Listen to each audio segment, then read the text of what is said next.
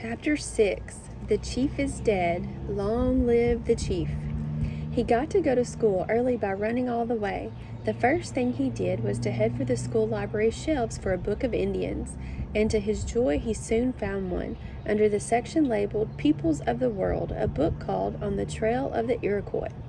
He couldn't take it out because there was nobody there to write him down for it, but he sat down then and there on a bench and began to read it.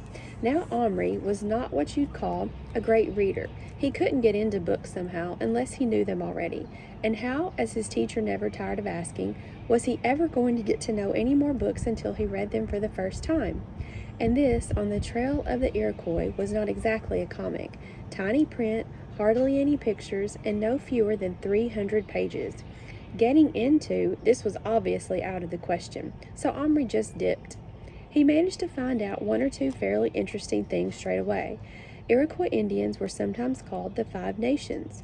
One of the five were the Mohawks, a tribe Omri had heard of. They had indeed lived in long houses, not teepees, and their main foods had been maize and squash, whatever they were, and beans.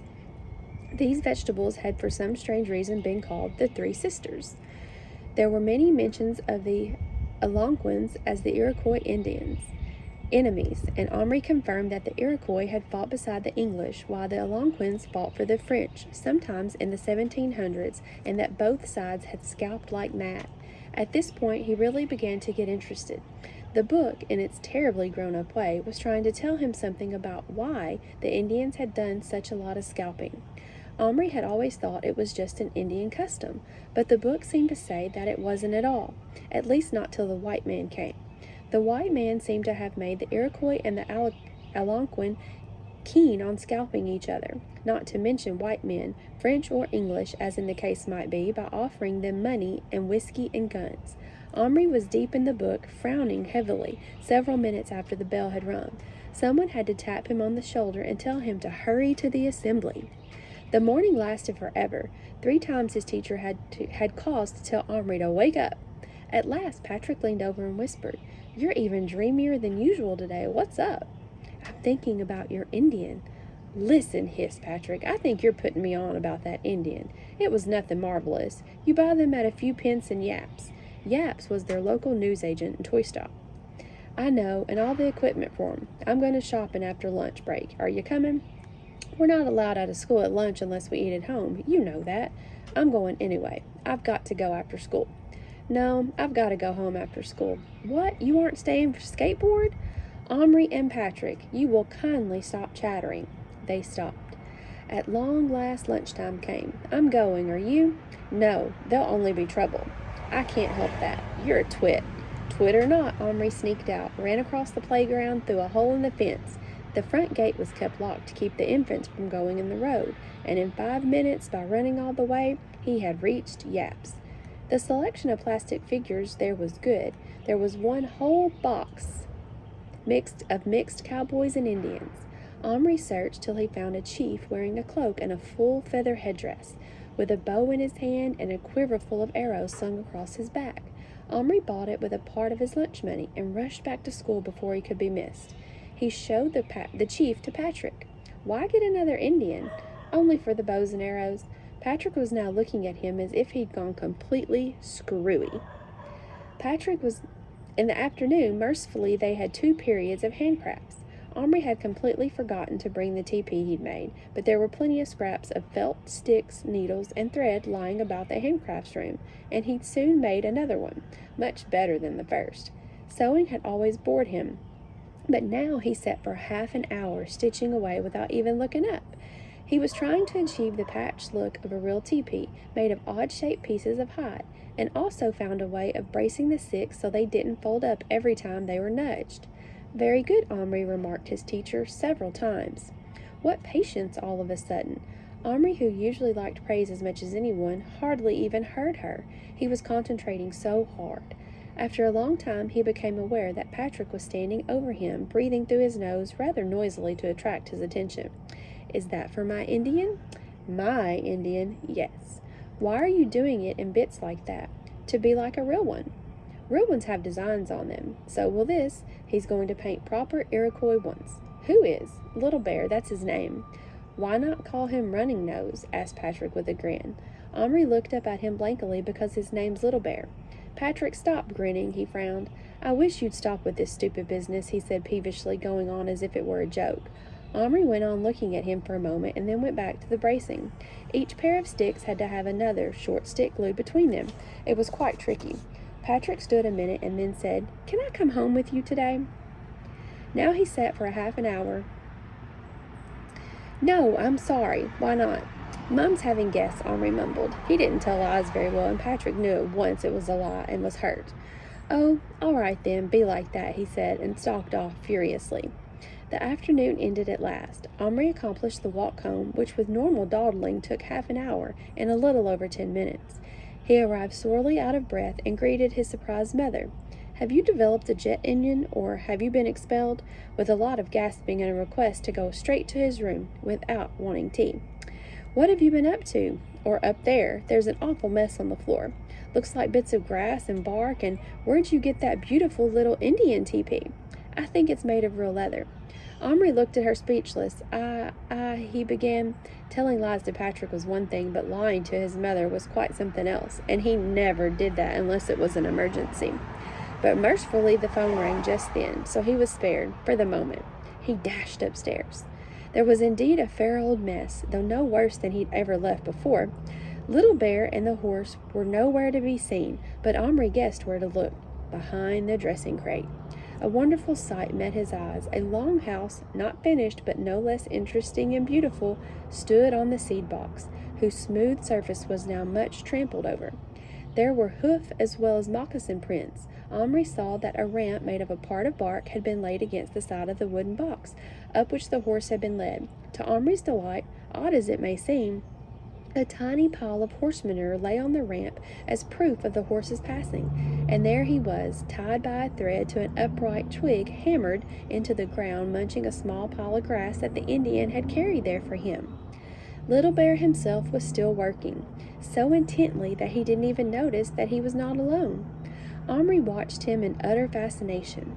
The longhouse was about half finished.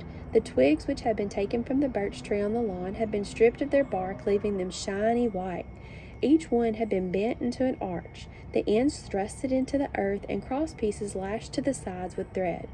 More and more twigs, which were stout poles to the Indian, had been added with never a nail or a screw needed to strengthen the structure, and now Little Bear had begun to fix flakes of bark like tiny tiles onto the cross pieces.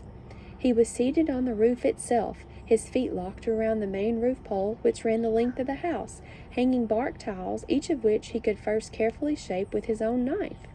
The knight's battle axe lay on the ground beside an unused pile of twigs. It had clearly been used to chop and strip them, and had been made to serve Little Bear's purpose very, very well. At last Omri saw him straighten up, stretch his arms toward the ceiling, and open his mouth in a tremendous, noisy yawn. "Tired?" he asked. Little Bear got such a fright he almost fell off the longhouse roof, and the horse neighed and tugged at his rope. But then Little Bear looked up and saw Omri hanging over the crate, far above him, and grinned. "Little Bear tired, worked many hour. Look, make long house. Work for many braves. I make alone. Also not good tools. Axe Omri give heavy. Why no tomahawk?" Omri was getting used to this Indian's ungrateful ways and not offended. He showed him the teepee he'd made. "I suppose you won't want this now you've got your longhouse," he said. Want! He seemed to have decided teepees made their uses after all. He circled it. "Good. Give paints, make picture." Omri unearthed the poster paints. When he came back with them, he found Little Bear sitting cross-legged on the earth, facing the figure of the chief that Omri had put next to the teepee. Little Bear was clearly puzzled. "It's plastic," said Omri. "I bought it in a shop." "Plastic?" Little Bear stared at the figure with its big feather headdress. "Now make magic. Get bows and arrows from plastic." "Yes." "Also make feathers real," he asked with a gleam in his eye. "You like the headdress?" Little Bear like. "But that for chief. Little Bear not chief till father die." "But you could just try it." Little Bear looked doubtful, but he nodded. "Make real, then we'll see." Omri shut the Indian chief into the cupboard before he turned the key. He leaned down to where Little Bear was examining to him enormous pots of paint.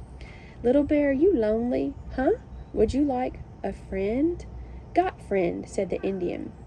I meant another Indian? Little Bear looked up swiftly, his hands still. There was a long silence. Wife? He asked at last. No, it's a man, said Omri. The chief? Not once, said Little Bear immediately and went back to his work. Omri was disappointed. He had thought it might be fun to have 2 Indians, but somehow he couldn't do anything Little Bear didn't want. He would have to treat the chief as he had treated the knight, grab the weapons, turn him back to plastic, and again at once. Only this time it wasn't so easy. When he opened the cupboard, the chief was still sitting on the shelf, looking back at him in bewilderment, blinking as the light struck his eyes. Omri saw at once that he was a very old man. He was covered in wrinkles. He took the bow out of his hands quite easily, but the quiver full of arrows was hung around him like a leather thong, and as for actually lifting the feathered headdress clean off the gray old man, Omri found he just couldn't bring himself to do it. It seemed so rude. The old man gazed up at him blankly at first, and then with dawning terror. He didn't get up, he didn't speak, though Omri saw his lips moving and noticed he had hardly any teeth. Omri somehow felt he should offer the old chief some friendly word to reassure him. So he held up one hand, as white men sometimes did in films when they were treating Indian chiefs to politeness, and said, "How?" The old Indian lifted a trembling hand, and then suddenly he slumped onto his side. Little Bear, quick, get onto my hand!" Omri reached down, and Little Bear climbed into his hand from the longhouse. "What?" "The old man. I think he's fainted." He carried Little Bear to the cupboard. Little Bear stepped off into the shelf. He stooped beside the crumpled figure, taking the single feather out of the back of his own headband. He held it in front of the old man's mouth. Then he shook his head. "Dead," he said. "No breath. Heart stop. Old man. Gone to ancestors." Without more ado, he began to strip the body, taking the headdress, the arrows, the big, richly decorated cloak for good measure. Omri was shocked. "Little Bear, stop! Surely you shouldn't." "Chief dead. I only other Indian here. No one else to be chief. Little Bear chief now." He picked up the quiver. "Omri, give bow," he commanded, and it was a command. Omri obeyed it without thinking. "Now, you make magic, deer for Little Bear hunt, fire for cook, good meat." He folded his arms, scowling at Omri. Omri was quite taken aback by all this. While giving Little Bear every respect as a person, he was not about to turn into a slave. He began to wonder if giving him those weapons alone, letting him make himself into a chief, was such a good idea. "Now look here, Little Bear," he began in a teacherish tone. "Omri?" It was his father's voice, fairly roaring at him from the foot of the stairs. Omri jumped, bumping the cupboard. Little Bear fell over backward, considerably spoiling his dignity. "Yes? Come down here this instant." Omri had no time for courtesies. He snatched Little Bear up, sitting him down near his half-finished longhouse, shut and locked the cupboard, and ran downstairs. His father was waiting for him. "Omri, have you been in the greenhouse lately? And did you, while you were there, remove a seed tray planted with marrow seeds, may I ask?" "Well, yes or no?" "Well, yes, but—" "And is it possible that in addition you've been hacking at the trunk of the birch and tore off strips of bark?" "But, Dad, it was only—" "Don't you know trees can die if stripped too much of their bark is off? It's like their skin. As for the seed tray, that is mine. You have no business taking things from the greenhouse that you know. Now I want it back, and you'd better not have disturbed the seeds, or heaven help you." Omri swallowed hard. He and his father stared at each other. "I can't give it back," he said at last, "but I'll buy you another tray and some more seeds. I've got enough money." Omri's father had a quick temper, especially about anything concerning the garden, but he was not unreasonable, and above all, he did some sort of pry into his children's secrets. He realized at once that his seed tray, as a seed tray, was lost to him forever, and that it was no use hectoring Omri about it. "All right," he said, "you can go to the hardware shop and buy them, but I want them today." Omri's face fell. "Today? But it's nearly 5 o'clock now." "Precisely. Be off." So it looks like we're to chapter 7, Uninvited Brothers. Getting interesting.